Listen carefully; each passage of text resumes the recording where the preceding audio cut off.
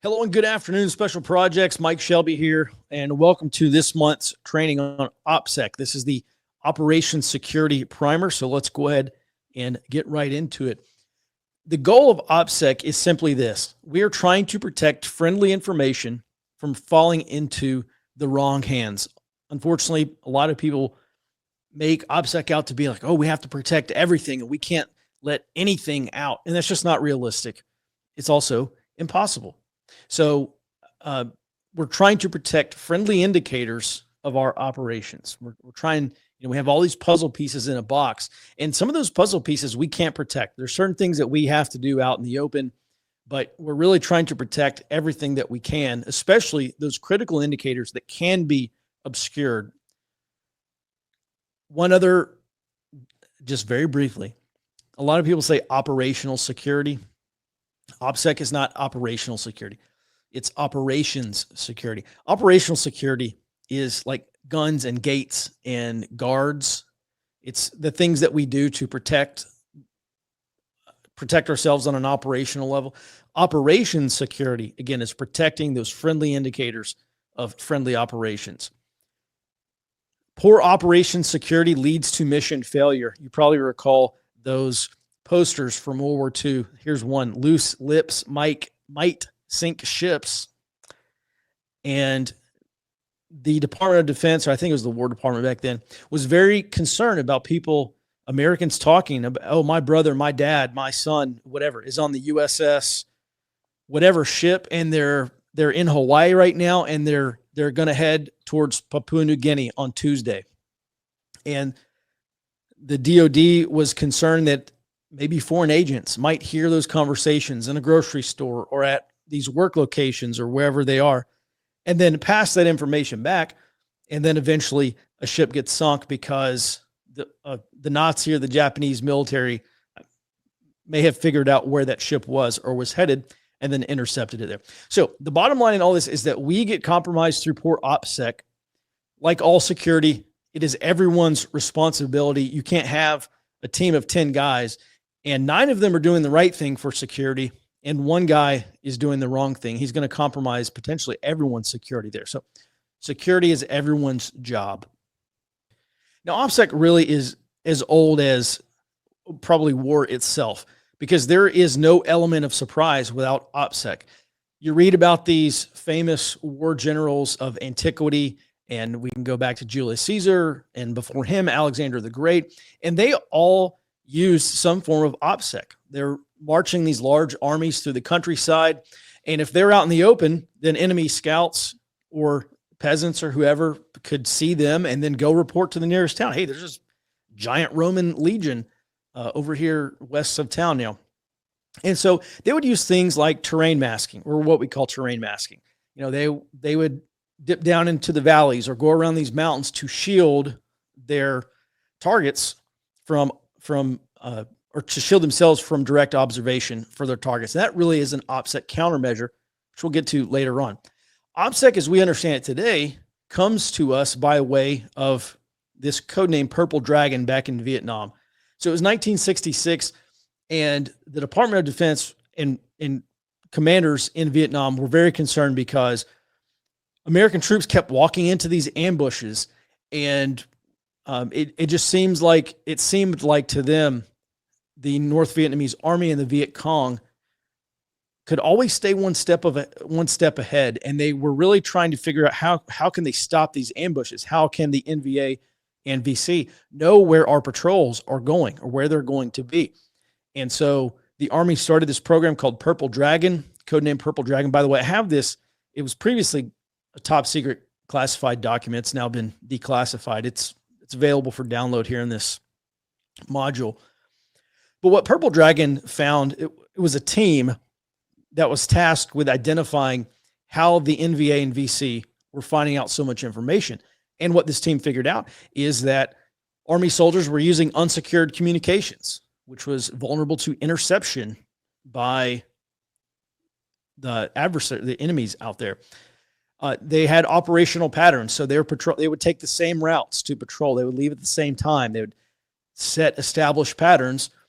And this is actually something that we faced in Iraq and Afghanistan, because We actually did see patrols that would set these operational patterns, and the Taliban would just sit back and they would say, oh, every Tuesday morning at 06, we see the lights on this base and we hear the trucks turn on, the Humvees turn on, and 45 minutes later, they're heading out the gate every morning at 6:45. And so, it doesn't take a rocket scientist to figure out, hey, maybe let's set some IEDs along the route, or maybe let's prepare an ambush for these guys. And so these operational patterns, those are OPSEC violations. And this is another thing that Purple Dragon figured out. Also, careless handling of classified information. So something was printed off a top secret report, and apparently there was no burn barrels back then. There were no shredders back then, apparently.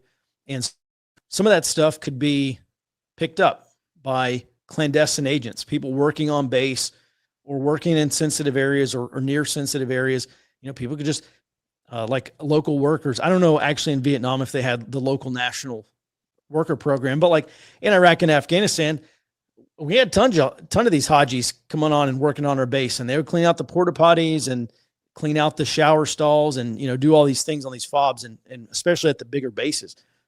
And there was always a counterintelligence challenge there because we didn't know exactly who, but we knew at least some of them were scoping out where certain areas were on the base, or they would come on base and they would work around, they would go back on, and they would go back and they would draw out a diagram of how the base was laid out. And then that would make its way to the Taliban. So these are all OPSEC violations or potential OPSEC violations that Purple Dragon identified. And then finally, the Army said, well, we actually need like a professional, deliberate operations security program. And so that's how we got OPSEC today. And let me just say this. For a while, OPSEC was almost to the detriment. I would say it actually was to the detriment of certain operations in Vietnam, because early in the Vietnam War, we were losing tons of aircraft. I forget how many thousands, but it was thousands of aircraft to NVA and VC fire. And specifically, not just like anti-aircraft fire, but to these Soviet-built MiGs that were piloted by the North Vietnamese. And these MiGs were interceptors, and they were purpose-built to just kind of pop up out of nowhere and shoot down an enemy plane, which was one of our planes. And NSA at the time was still kind of burgeoning, but they were using this stuff called ELINT, or electronics intelligence. And they could actually figure out when and where these MiGs were taking off. And for a long time, NSA had this information to protect U.S. pilots. NSA was in a position to tell these American pilots, hey, there's 4 MiGs or a squadron of MiGs or whatever taken off from this location, or they have this vector and this bearing or whatever. And they're going to be in your AO, essentially. They're going to be within range of you in 10 or 15 minutes. And that information didn't get to those pilots because, again, for a long time, the NSA was observing OPSEC. They're trying to control their sources and methods. And so eventually NSA came out and said, we're willing to tell the American pilots where these MiGs are, but we want to go directly to the pilots, because I think at the time the Air Force and Navy were saying like, hey, go to our air traffic controllers, let them know, and then the air traffic controllers will relay that to the pilots. And NSA said, no, we don't want to do that. And then they said they just weren't going to do it. And that was it for a long time. And then finally, the Air Force and Navy relented and said, okay, we'll let you talk directly to our pilots to let them know where these MiGs are so they can avoid being shot down. Pretty incredible. But, I would say that may be an instance of OPSEC probably being taken too far. All right. At any rate, if you want some reading, if you have insomnia, just break out AR 530-1. That's the Army Regulation Manual for Operations Security.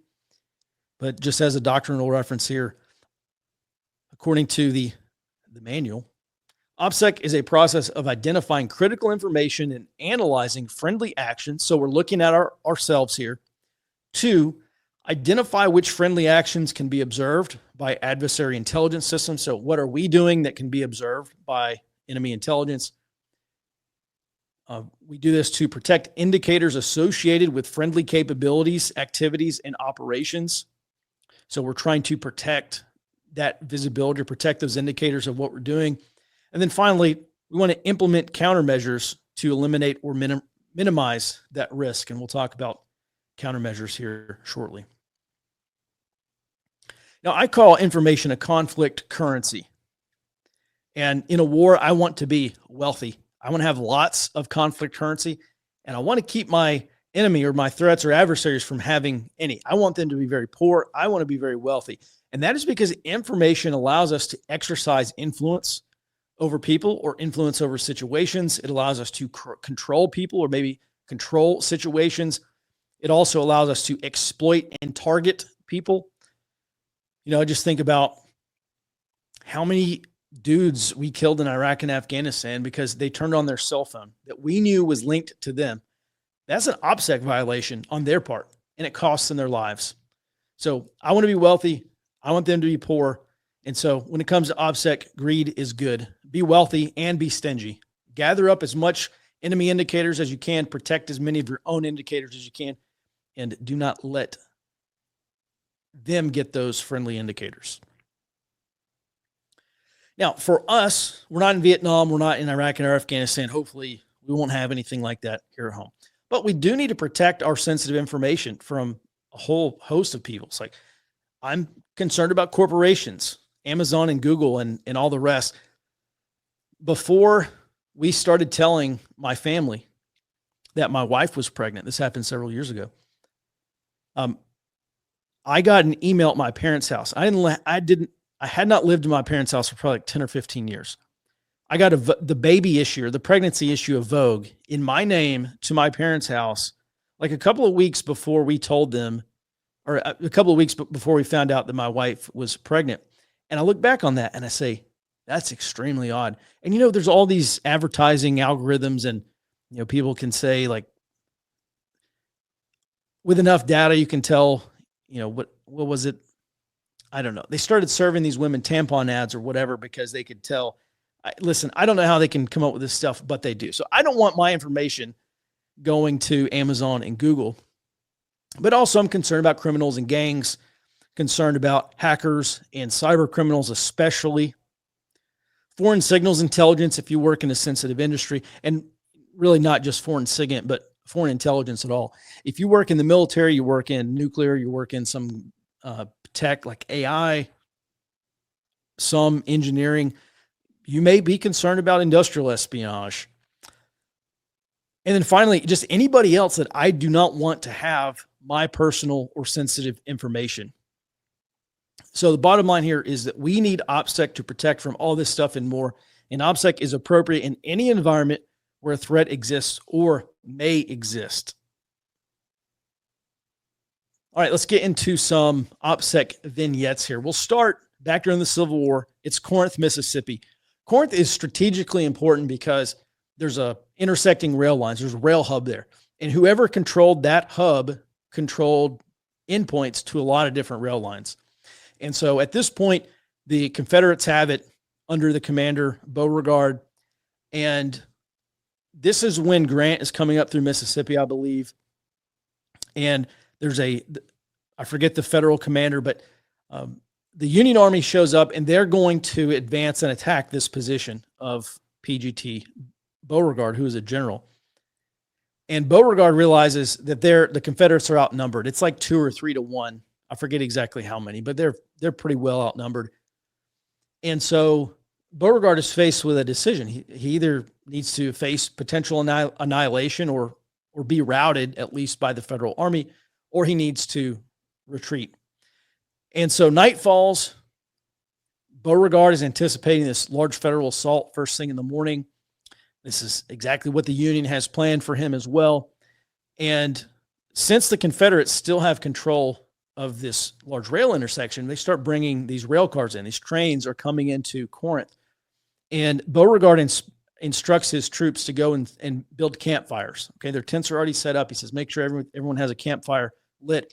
And as a rail car comes in, he instructs his men to go build more campfires because he wants to make it look like more troops are coming in. And so all night long, the Union Army is looking and they see more and more campfires being set up, and they think Beauregard is being reinforced.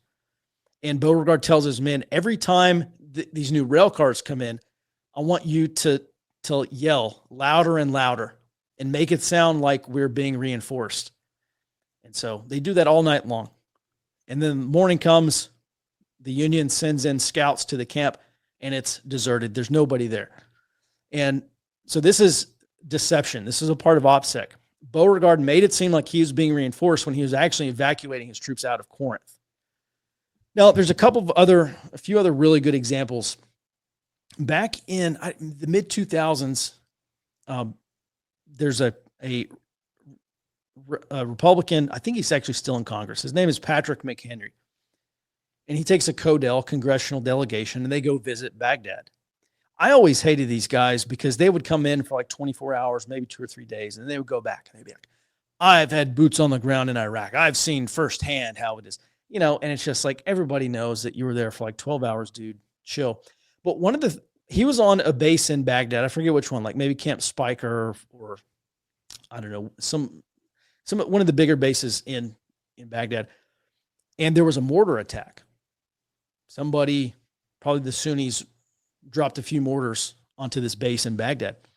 And Patrick McHenry starts recording a video, and he shows, hey, this is where this mortar landed. And he puts it online. And the problem is that is a major OPSEC violation. He didn't realize it at the time.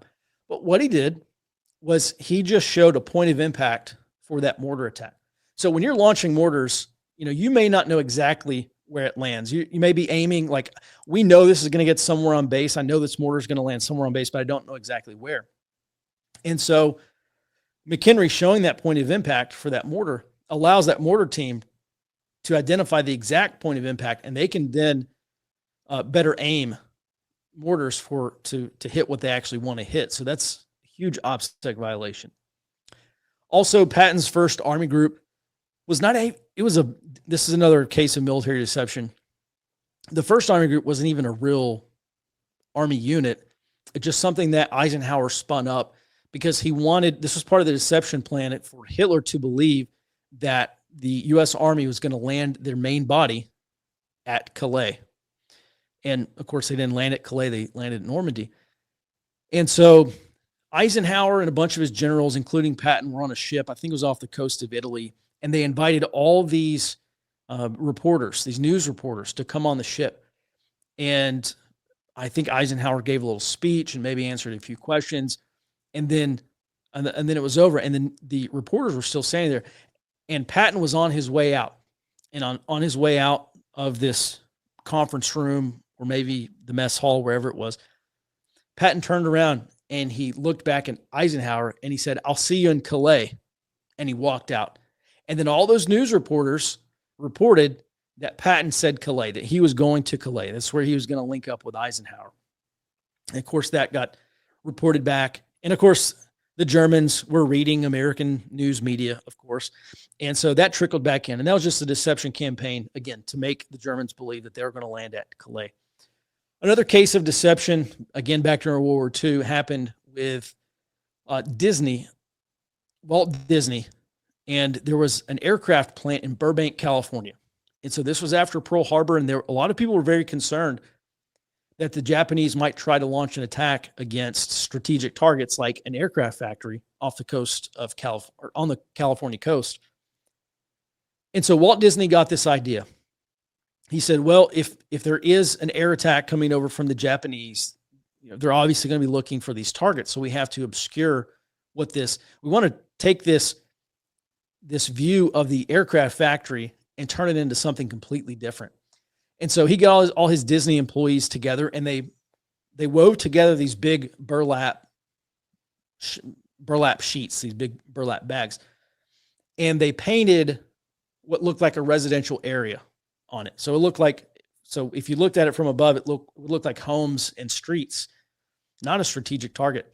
And so they put these up on big stilts, or maybe they put it on top of the buildings, so that if the Japanese did come over, they would look down and they would see a residential area, not this aircraft facility. And they even went so far, I think they had these like cardboard cutouts or some kind of cutouts there. And they even went so far as to move the cutouts every day to make it look like a residential neighborhood, just in case there was some surveillance or rather reconnaissance aircraft ahead of an attack.